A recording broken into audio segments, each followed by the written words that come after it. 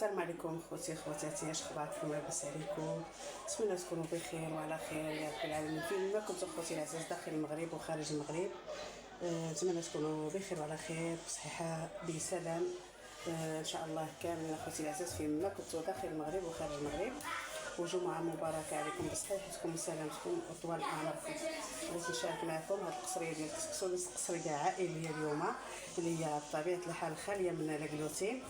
درتها اليوم عائليه. ديما انا كندير جمعه كسكسو، كندير قصريه عائليه هكا كنجمعوا مع منصف اللي هو بدون جلوتين باش ما يحسش بالفرق. راه خوتي العزاز كيجي واحد الكسكسو غزال غزال غزال من داك الشيء رفيع، وشي حاجه اللي خفيفه ما كيضر لا في المصرى، لا بالنسبه للناس اللي كيتشكاو من المصرى، لا بالنسبه للناس اللي عندهم هاد حساسيه الجلوتين. زوين زوين، شي حاجه زوينه ومهمه بزاف. ولا بالنسبه للناس اللي عندهم فقر الدم، حتى هو مزيان لهم بزاف هذا الكسكسو اللي هو خالي من الجلوتين اللي هو ديال الذره. هذا ما كان اخوتي العزاز، ولا حتى سقيتها. راني لايحه اخوتي العزاز فيديوهات فيهم لقطات كاملين.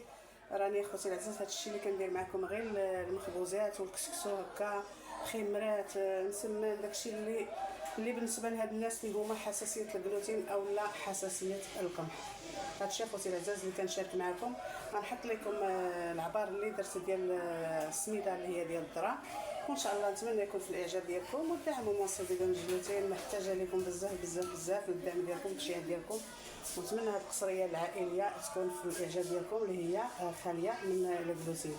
شكرا لكم بزاف، الله يكبر بكم، الله يدير بحسابكم. شكرا شكرا شكرا بزاف لكاع الاخوات الجداد والقدام، شكرا لكم بزاف.